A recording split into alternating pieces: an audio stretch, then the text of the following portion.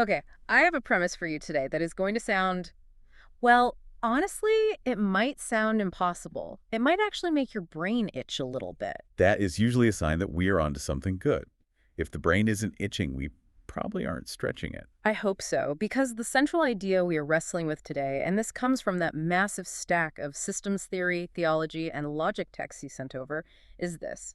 Something can be opposed and not opposed at the same time. It sounds like a riddle, doesn't it? Or just a straight-up contradiction. It does. It sounds like I'm saying up is down or hot is cold. It feels like a violation of basic logic. But the deeper we go into this stack of sources, the more it feels like we aren't looking at a contradiction. We're looking at an upgrade. That is exactly how I would frame it. It is an upgrade to the mental operating system. Mm-hmm. We are so used to running on a very specific kind of software, binary software, but reality is a lot more complex than that software can handle. Right. We are addicted to the on-off switch. But the mission today is to see if we can install a new dimension of thinking. We are trying to move from either-or thinking to and not-or thinking. And not or. Okay, let's unpack that. Because usually when people hear words like holism or integration, they start thinking about, I don't know, mystical vibes, smoothies. Right. Everything is one, man. The generic spiritual soup. Exactly. It gets very soft very quickly. But the sources we have today are not soft. Right. They are rigorous. We are talking about holism not as mysticism, but as a logical position. Precisely. And the specific focus here is crucial. Holism, in this context, recognizes that relational states are not exclusive. Not exclusive, Yes. meaning they can overlap. Exactly. Just because two things are in tension or even opposed in one way doesn't mean they can't be integrated in another way. And this is the key part. Integration isn't about eliminating the tension. It's about sustaining multidimensional coherence. Multidimensional coherence. I love that. It sounds like we're building a spaceship. In a way, we are building a vehicle for the mind to travel through complex territory without crashing. So let's look at the toolkit. We have texts on beyond binary logic. We have something called the architecture of undistorted intelligence, which looks at the Christ pattern. We have negative theology, and we have systems theory. It is a diverse stack. It is. We are treating theology, logic, and system science as parts of the same toolkit. So let's jump into the first tool, or maybe the first weapon we need to put down, the knife. The knife of dualism. Let's define the problem first. What is dualism, and why do you call it a knife? Dualism is essentially the logic of exclusion. It is the operating system that says, if this is A, it cannot be B. Simple enough. If this is a cup, It is not a bowl. If you are right, I am wrong. It has to be one or the other. it cuts reality into pieces. Exactly. That is why the knife analogy is so perfect. To understand something, dualism slices it out of its context. It separates the subject from the object, the good from the bad, the self from the other. And to be fair, the sources and common sense tell us this is actually really useful. It is essential for survival. It really is. We wouldn't be here without it. Right. If I'm walking through the jungle, I don't want a nuanced, holistic debate about the tiger. I want to know, is the tiger in the bush? Yes or no? Exactly. Binary logic is a survival mechanism. It is low-resolution, high-speed processing. Is this food or poison? Is that friend or enemy? You need that knife to cut through the noise and make a decision fast. I imagine our ancestors didn't last very long if they stood there contemplating the oneness of the tiger and the self. No. You need the cut. You need to say, that is not me, and that wants to eat me. That's dualism saving your life. But the problem arises when we try to use that survival knife for things that aren't about survival. Correct. This is where the brain itch starts. When you apply that slicing logic to complex systems like consciousness, meaning deep relationships or theology, the slicing actually kills the subject you're trying to study. So it's like you can dissect a frog to understand how its organs work. Right, but you have killed the frog in the process. You've lost the life part of the system. You have the parts, but you've lost the wholeness, the very thing that made it a frog in the first place. It's like trying to understand a marriage by only looking at the arguments. You're slicing out the moments of connection, the history, the shared silence, and just focusing on who is right about the dishes. Exactly. And when you do that, you lose the marriage. You just have two lawyers arguing in a kitchen. That's the failure of the knife. It's a great tool for taking apart a clock, but a terrible tool for understanding a cloud. So dualism is the logic of exclusion. Either. It's great for tigers, bad for understanding the universe. Now, introduce the challenger. Holism. So where dualism slices, holism integrates. But, and this is the part people miss, it doesn't just mash things together into a soup. Right, that's the smoothie misconception we talked about. Exactly. Holistic logic rejects the constraint that identity is a fixed, isolated, categorical absolute. It recognizes that a thing can be and not be simultaneously because the descriptions arise from different relational frames. Okay, that's the brain itch part again. Be and not be. Give us the ecosystem analogy from the source material. I found this really helpful. The wolf and the deer. This is a classic example of systems thinking. If you look at a wolf and a deer through the lens of dualism, the knife, what do you see? I see enemies, opposites, predator and prey. One lives, the other dies. It's a fight. Right. It is a zero-sum game. If the wolf wins, the deer loses. End of story. But if you step back, if you put down the knife and look at them through the lens of holism, what do you see? You see an ecosystem. You see a much bigger picture. Exactly. You see a single integrated feedback loop. The wolf keeps the deer population healthy by removing the sick and the weak, preventing overpopulation, which would lead to starvation and disease for the deer themselves. So the deer actually need the wolf to survive as a species. In a very real way, yes. And of course, the deer feed the wolves. They are functionally coupled. So in a way, the wolf is acting as the immune system of the deer herd. Yes. That's a fantastic way to put it. They are distinct agents. The wolf is not the deer, let's be clear on that. But they are part of one larger, coherent system. So the key phrase from the source was, holism maintains distinctions without forcing division. That is the bumper sticker for this entire deep dive. Maintains distinctions without forcing division. In binary logic, if things are distinct, they must be divided. They must be on opposite teams. But in holistic logic... In holistic logic, things are distinct so that they can be related in a complex way. The very difference between them is what makes the system dynamic and alive. So, going back to our hook, something can be opposed, like the wolf and deer fighting in the moment, and not opposed, part of the same cooperative ecosystem at the same time. Because you are looking at different layers of reality. You're looking from different dimensions of interaction. On the layer of individual survival, the horizontal layer, they are opposed. On the layer of the ecosystem, the vertical layer, they are collaborators. Both are true. And this is really the core of that tricky concept you mentioned earlier, coexistence without collapse. Precisely. Holism doesn't decide between the positions. It doesn't say the wolf is bad or the deer is good. It also doesn't reconcile them into one thing. It doesn't say the wolf and the deer are the same. That would be false. It doesn't categorize them onto opposite sides of a moral war either. No. It allows coexistence without collapse. The tension remains. The wolf is still hunting the deer, but the system holds that tension in a way that creates life. Holism recognizes that relational states are not exclusive placements. That feels huge. It means we don't have to rush to resolve every tension in our lives. We don't have to fix the fact that the wolf hunts the deer. The hunting is part of the health. Exactly. Integration is not achieved by eliminating tension, but by sustaining multidimensional coherence without forcing that binary resolution. If you remove the tension, the system collapses. If you remove the wolf, the deer starve. This feels like we are just starting to map the territory. And speaking of maps, the source material actually gives us a literal map to visualize this. They call it the orthogonal intersection. Which is a very fancy $10 phrase for a cross or an axis. Let's visualize this for everyone listening.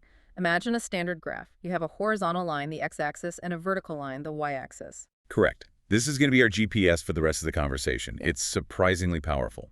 Let's walk through what these lines represent, because this is where we start seeing how to actually apply this thinking to our daily lives.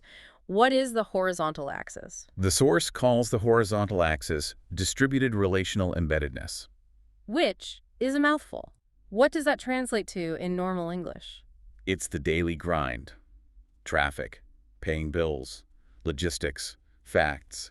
It's the material world where things are spread out in space and time. It's one damn thing after another. Okay, so that's my to-do list. It's the ground. It's the fact that I need to get an oil change and buy milk. It's the world of things, of separate objects. Exactly. It is the world of many things. It's where we spend 90% of our waking life. It's the realm of cause and effect, of physics, of distinct objects bumping into each other. Okay.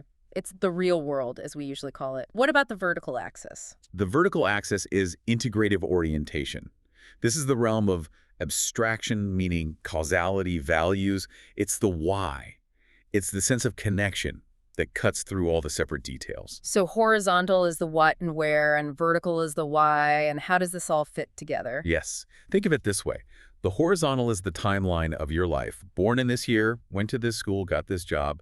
It's the collection of data points. My resume, basically. Right. The vertical is the depth of your life. Yeah. Who you loved, what you stood for, the moments of awe that made all those data points feel like they meant something. And the core argument of holism is about where you stand on this map. The sweet spot. The intersection.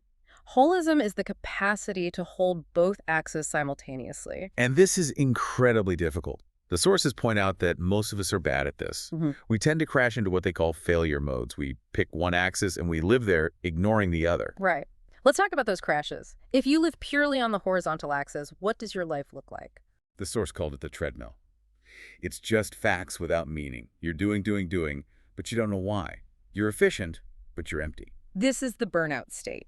It's the person who has the perfect resume, the clean house, the organized calendar, but they wake up at 3 a.m. wondering if any of it matters. Exactly. It's data without wisdom. It's a very busy life that feels meaningless. Yeah. You are essentially a machine processing inputs and outputs, but there is no ghost in the machine. There's no why. Now flip it. What happens if you live purely on the vertical axis? That's the helium balloon.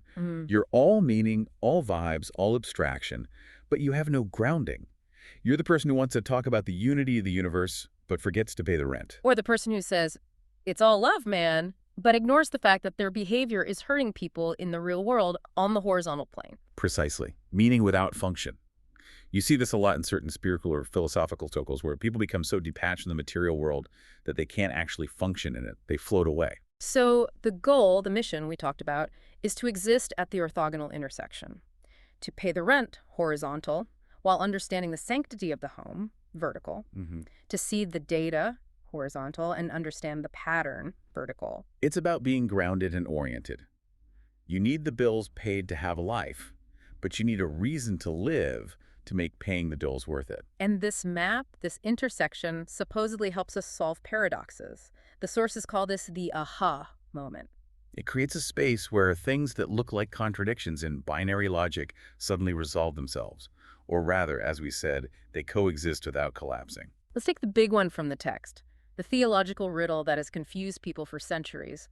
God is everywhere and nowhere. Now, in binary logic, remember, the logic of the knife, that is garbage. It's a contradiction. If X is everywhere, X cannot be nowhere. It's nonsense. It sounds like nonsense. It sounds like something a guru says just to sound deep. But apply the orthogonal map. Okay, let's break it down. Everywhere refers to axis A, let's say the vertical. It describes presence, non-local reality. The signal is everywhere, like a radio wave or Wi-Fi. Okay, so everywhere is about the pervasiveness of the signal. It's not about a physical object occupying every seat in the stadium. It's about the atmosphere. Right. Now, nowhere refers to axis B, the horizontal, the world of specific containers, specific cups and bowls. Nowhere means nowhere in particular. It means not trapped in a box. It describes containment, or rather, the lack of it. So everywhere means I am present, and nowhere means I am not limited to one spot. Precisely. They are what the source calls orthogonal descriptions. They run at right angles to each other. They don't cancel each other out because they're describing different dimensions of the same reality. That is actually really helpful. It stops being a riddle and starts being a technical description. It's like saying the internet is everywhere, the signal, but nowhere. You can't point to one server and say that is the internet. That's a great analogy. The internet is distributed. If you destroy my laptop, you haven't destroyed the internet. The internet is nowhere in the sense that it isn't an object you can hit with a hammer, but it is everywhere in terms of access. And you can apply this to closer to home things, too. The source mentions the example of inside self and inside others. Like a joke. Like a joke, or language, or love. In the physical world, the horizontal, if my car keys are in my pocket, they cannot be in your pocket. That's exclusive. That's binary. Right. I can't drive your car if the keys are in your pocket. Material objects are rivalrous. But a joke, if I tell you a joke, it is now inside you. You get it. You laugh. But it didn't leave me. I didn't lose the joke. It is inside both of us simultaneously. It is distributed. So it is inside self and inside others at the same time. Because it operates on a different axis of reality. If you try to use the logic of car keys, horizontal, to understand the logic of connection, vertical, you will just end up confused. You'll be looking for where the joke went. Or you'll feel like if you love someone else, you have less love for the first person. That's applying bucket logic to the ocean. Bucket logic. That is a perfect transition, because this brings us to a really crucial point about how we use language. If we are trying to describe these vertical things like God or love or truth using horizontal tools, we run into trouble. We run into the danger of definition. The sources have a whole section on this relating to something called negative theology. But before we get to the theology, let's talk about the human instinct to define. Why do we love definitions so much? Why do I feel the need to label everything? Control. It's that simple. The source argues that the human instinct is to define in order to control. The more clearly something is defined, the easier it is to manage. If I can label you, I know where to file you. If I can define my job, I know what I have to do. If I can define my anxiety, maybe I can fix it. Exactly. It's about graspability. We want to wrap our hands around reality. We want to put a handle on it so we can lift it. But the source drops a heavy premise here. To define God positively is to limit what is unlimited. We have the bucket analogy for this. Yes. Imagine the ocean. Infinite, deep, terrifyingly large. Now imagine you walk up to the shore, you dip a bucket into the ocean, and you pull it out full of water. You point to the bucket and say to your friends, look, this is the ocean. I mean, technically it is ocean water. Technically, yes. Yeah. The chemical composition is correct. But if you claim the bucket is the ocean, you are lying about the scope of the ocean. You have reduced the infinite to a container. You've domesticated it. You've made it small enough to carry. And that reduction is what the source calls an idol. And this is a huge reframe. Usually when we hear idol, we think of a golden calf or a statue in a temple. Indiana Jones stuff. Right. But the source redefines idol as a conceptual object. It's an idea you have frozen in your mind.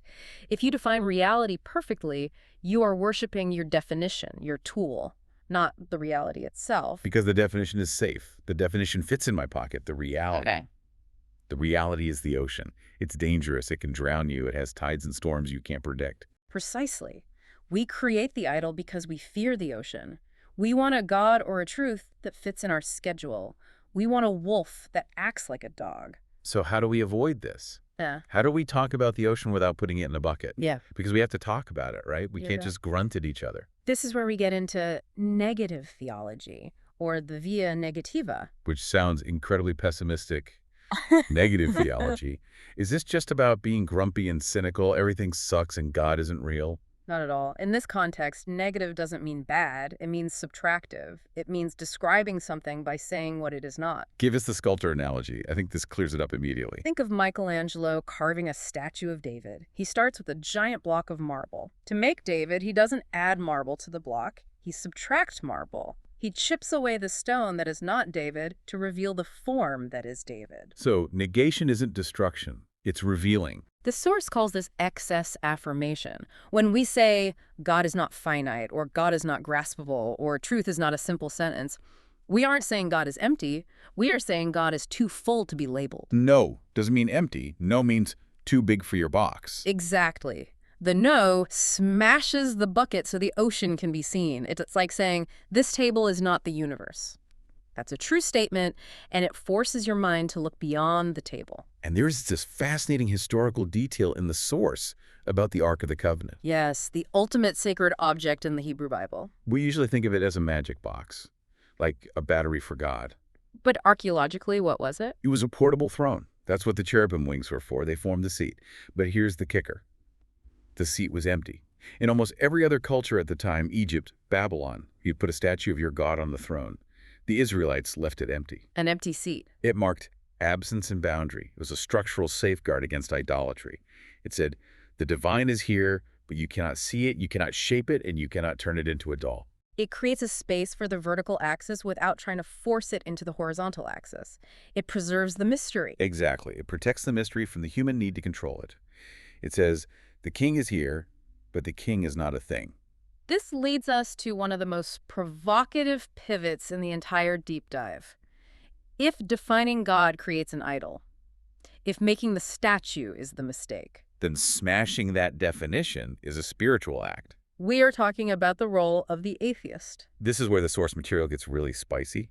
It suggests that the atheist might actually be performing a necessary function in the ecosystem of belief. Usually, religious people see atheists as the enemy, the opposition. But remember holism. Opposed and not opposed. Coexistence without collapse. So what is the janitor analogy? Think of it this way. If theologians and believers clutter up the room with bad definitions, God is a giant man in the sky, God is a vending machine for prayers, God hates the people I hate, then the room is full of idols. It's messy. It's intellectually dishonest. And the atheist walks in. And starts smashing them. They say, that's not real. That's silly. That's a projection. There is no old man in the sky. And the source argues, the atheist is right. Those are idols. So atheism isn't necessarily unbelief in the source sense. It is iconoclasm. It is breaking the false image. The atheist has removed the false boundary. Right. They've smashed the bucket. Now, usually they stop there and say, see, there is no water.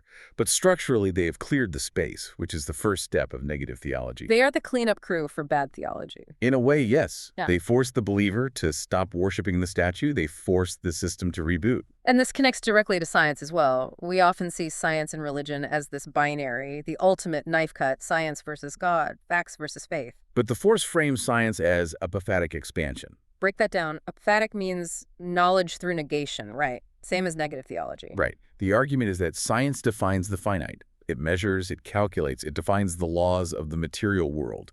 It maps the horizontal axis with incredible precision. And by doing that, it sharpens the boundary of what the infinite is not. Oh, I see. So by defining exactly how the machine of the universe works, science is saying, this part here, this is mechanics, this is finite, this is measurable. Exactly. It says, the divine is not the lightning bolt, because we know how electricity works. The divine is not the disease, because we know how bacteria work. So science doesn't displace the divine, it enlarges the field of what the divine cannot be reduced to. It forces theology to grow up. It forces us to stop looking for God in the gaps of our knowledge, the God of the gaps, and start looking for the ground of being itself. It pushes us from the horizontal to the vertical. It stops us from looking for God as an object in the universe and forces us to think about the source of the universe. Precisely. Science cleans the lens. It says, look, we've explained all these mechanics and we still haven't found the why. The why must be on a different axis. Okay, so we've smashed the idols, we've mapped the axis, we've brought the atheists into the fold. Now I want to look at a specific pattern of intelligence that the source material spends a lot of time on. The architecture of undistorted intelligence. And specifically, the source analyzes the Christ pattern. Now, hugest disclaimer here. The source is very clear that we are not talking about religion in the Sunday school sense. We aren't here to convert anyone. Right. We aren't talking about the religion about Jesus. We are analyzing the structural pattern of intelligence of the figure. We are looking at the software, not the fan club. The text makes a distinction between personality and pattern. This is critical. We usually obsess over personality. Was he nice? What did he look like? Would I want to have a beer with him? We project our needs onto the personality. We want a buddy or a general. Exactly. But the source claims, Christ is not the object of faith. Christ is the form of undistorted intelligence under authority. Undistorted intelligence. That is a fascinating phrase. What does that actually look like? The definition they give is intelligence that is no longer organized around self-protection. No longer organized around self-protection. That is a heavy concept. Because I feel like 99% of my intelligence, and probably everyone listening, is organized around protecting myself. Of course. How do I look? Am I winning this argument? Am I safe? Do they like me? Will I get fired? That is distorted intelligence. It's intelligence filtered through fear and ego. It's defensive processing. Every thought I have is checked against a database of, will this hurt me? The source uses the phrase coherent under pressure. Most of us fracture under pressure. We get defensive. We shapeshift. We agree to things we don't believe just to stay safe. We perform. Right. I put on my professional mask or my cool guy mask. I become what the room wants me to be so I don't get hurt. I fracture my integrity to preserve my safety. But the pattern, this undistorted intelligence, does not perform. It doesn't perform innocence. It wasn't me. It doesn't perform authority. Do you know who I am? It simply is. The interrogation room analogy was chilling. Walk us through that. It's the best way to visualize it. Imagine you are in an interrogation room. The interrogator is a master. He represents the world or the system. He is trying everything. He starts with fear. We're going to lock you up forever. You'll never see the sun again. Then flattery. Look, you're a smart guy. We respect you. Just help us out. Then deals. We can make this all go away. Just sign the paper. They are pushing all the buttons. They are checking the wiring. They are trying to find the lever, the fear, the greed. the vanity that allows them to control you. They're looking for the handle on your soul. And the pattern just sits there. Undistorted. It doesn't react. It doesn't defend. It doesn't attack. It doesn't take the bait. And that creates a vacuum. It exposes the interrogator's power as illusory, because the interrogator's power depends on your reaction. It depends on your fear. If you don't react, if you can't be leveraged, you are arguably the most dangerous person in the room. Because you are free. Yes. This is why the source says this type of intelligence is destabilizing to systems of power. Systems of power rely on fear and greed. If you have neither, you are a glitch in the matrix. You cannot be processed. And because you can't be processed, you lead in a different way. The source contrasts teaching with positioning. Teaching is usually explaining the map. It's argumentation. It's trying to persuade you to agree with me. It's, let me prove I'm right. It's horizontal. It's data transfer. Often, yes. But the pattern leads by positioning. The analogy I like is standing on a rock in a swamp. You aren't yelling at people to come to the rock. No. You are just standing there. You aren't sinking. Everyone else is sinking. Everyone else is flailing in the mud of their own ego and fear. Eventually, people look over and say, hey, that guy isn't sinking. Maybe I should go stand where he's standing. The source calls this authority that does not explain itself into permission. That is a powerful line. You don't follow because you were argued into it. You follow because of the orientation. You align with the stability. You align with the vertical axis. But, and here's the trap, we don't like that. It's too intense. Standing on that rock requires giving up all our games. So we try to domesticate it. We turn the pattern into a moral teacher. Just be nice, follow these rules, don't steal. We turn the wild, dangerous, undistorted intelligence into a set of behavioral guidelines. Because if it's just rules, I can follow them without actually changing who I am. I can check the boxes without dealing with the self-protection issue. Exactly. I can be a good person and still be completely driven by ego and fear. Domesticating the pattern lets us feel safe near the fire without getting burned. It lets us keep the knife of dualism, I am good, they are bad, instead of entering the fire of holism. Okay, we've gone deep into the Christ pattern. I want to shift gears slightly to some systems terminology that I think helps clarify all of this. We talked about spirit and soul. And again, we need to scrape off the barnacles of religious baggage here. Right. We aren't talking about ghosts. We aren't talking about Casper. Let's look at the etymology. Ruach in Hebrew, pneuma in Greek, spiritus in Latin. What do they all mean? Breath, wind, scent. Invisible influence. Output. So in a systems view, what is spirit? Spirit is expression. It is the output layer. It is how a being positions itself toward reality. It is the scent you emit into the room. So when you walk into a room and the vibe changes, that's spirit. That is the broadcast. That is the spirit. And here's the key. Everyone has spirit. Even the atheist? Especially the atheist, because the atheist is expressing an ontological stance. They are broadcasting a position of negation, of skepticism, of clarity.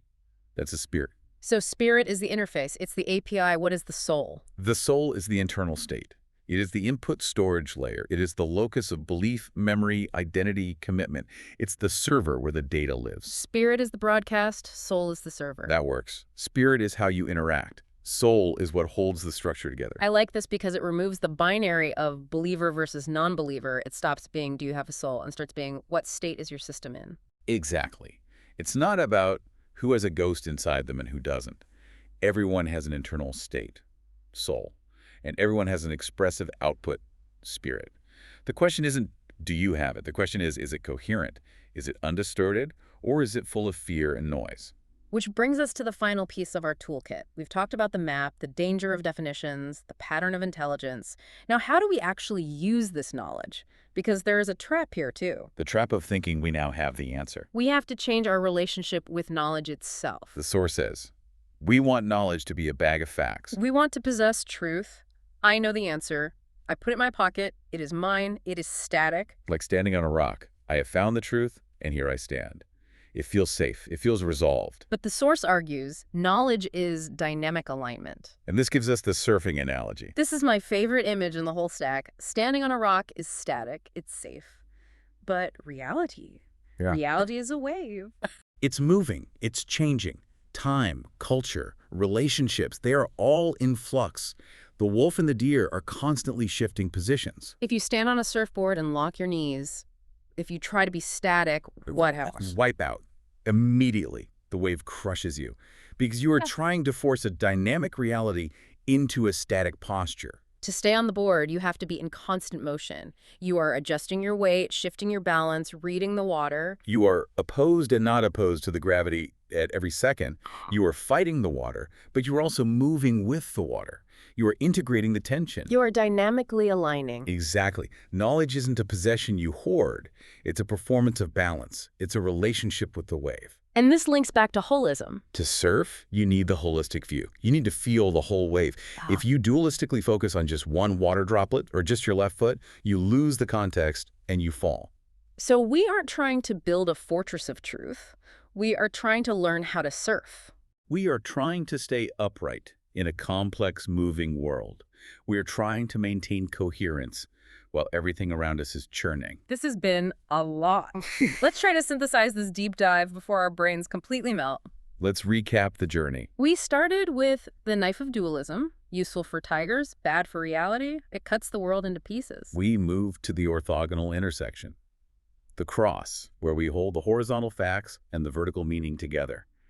We learned to solve paradoxes by realizing they are just descriptions from different angles. We talked about the danger of defining the sacred, how definitions become idols, buckets, and how negation, even atheism, clears the space for contact with the ocean. We looked at the Christ pattern, not as a religion, but as the architecture of an intelligence that doesn't need to protect itself, that creates a vacuum of authority by refusing to play the game of leverage. And we landed on knowledge as surfing, dynamic alignment rather than static possession. It's a full stack upgrade. So for the listener, Right.